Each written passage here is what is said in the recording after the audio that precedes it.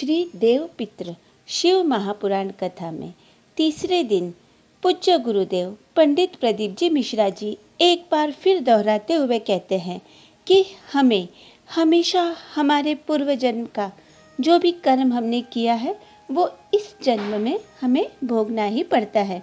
यदि हमने किसी को कुछ गलत कहा है, किसी को कुछ अपशब्द कहा है, किसी से बुरा व्यवहार किया है, तो ये सब हमारे साथ होगा और हमें इस जन्म में उस कर्मों का फल भोगना पड़ेगा। इस जन्म में अब हमारे साथ जो भी होगा, हमें अक्सर ऐसा लगता है कि हम तो किसी का बुरा करते ही नहीं हैं, हम सामने वाले से इतना अच्छा व्यवहार करते हैं, फिर भी हमारे साथ क्यों बुरा होता जाता है। लेकिन यह तो हमारे पिछले जन्मों के कर्मों का फल है जो हमें इस जन्म में मिलता ही रहेगा और मिलेगा। इसलिए गुरुदेव कहते हैं हमें वर्तमान में अच्छे कर्म करते रहना चाहिए। गुरुदेव राजस्थान के पहनावे की बहुत तारीफ करते हुए कहते हैं कि राजस्थान का पहनावा, राजस्थान में जो सभ्यता है, राजस्थान की संस्कृति, ये सबसे अलग है। यहाँ गुरुदेव राजस्थान के पहनावे की, राजस्थान के भोजन करने की विधि की और राजस्थान के नमन करने की, चरण स्पर्श करने के तरीके की बहुत प्रशंसा करते हुए कहते हैं कि आज भी राजस्थान में काफ़ी सभ्यता है, बहुत सभ्यता है, जहाँ से बहुत कुछ सीखने को मिलता है। कथा को आगे बढ़ाते हुए गुरुदेव कहते हैं एक असुर हुआ करता था जिसका नाम महाशनि था। उस असुर का एक ही काम हुआ करता था कि यदि पितृपक्ष में, श्राद्ध पक्ष में यदि कोई इंसान ब्राह्मण को भोजन करवाता है और उसके पश्चात जल नहीं देता, गाय को भोजन करवाता है, गाय को रोटी खिलाता है और उसके पश्चात जल नहीं देता, कौवे को रोटी खिलाता है और उसे जल नहीं देता, कटोरी में या ग्लास में जल नहीं रखता, धूप छोड़ देता है लेकिन अंजलि में जल नहीं लेता, तो इसका पुण्य भी महाशनि अपने खाते में, अपने हिस्से में ले लेता है। इसलिए श्राद्ध पक्ष में यह महत्वता बताई है कि जब भी हम किसी को खाना खिलाते हैं उसे उस वक्त जल अवश्य देना चाहिए। फिर चाहे वह इंसान हो, यानी ब्राह्मण हो, या कौवा हो, या कोई जीव जानवर, यदि हम बिना जल के केवल भोजन कराए पितृपक्ष में, तो घर के 71 पीढ़ी के पूर्वजों के भोजन का हिस्सा महाशनि अपने हिस्से में ले लिया करता था, महाशनि अपने खाते में जमा कर लेता था।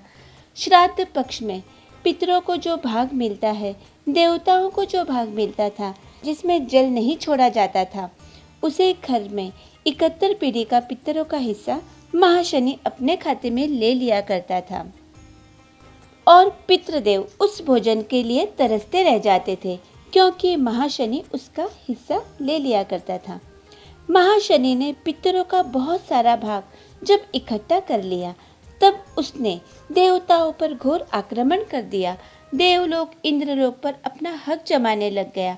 महाशनि का भाव प्रबल तब होता है जब हम ब्राह्मण भोजन करवाकर जल नहीं देते, गौ माता को भोजन करवा के जल नहीं पिलाते, या कौवे को भोजन देकर जल नहीं देते हैं। इसलिए यह महत्वता बताई गई है कि श्राद्ध पक्ष में धूप देकर जहाँ हम अग्नि को भोजन देते हैं वहाँ हमें जल छिड़कना ही चाहिए, नहीं तो महाशनि अपने हिस्से में सारा पुण्य ले लेता है, जिससे सारी परेशानियाँ उत्पन्न हो जाती है। जैसे लक्ष्मी की आवक रुक जाना, आमदनी अठन्नी, खर्चा रुपया, और घर में एक न एक कोई हमेशा बीमार पड़ते रहना, इससे समझ लीजिए कि कहीं न कहीं महाशनि आपको परेशान कर रहा है। महाशनि का प्रभाव ऐसे ही पड़ता है।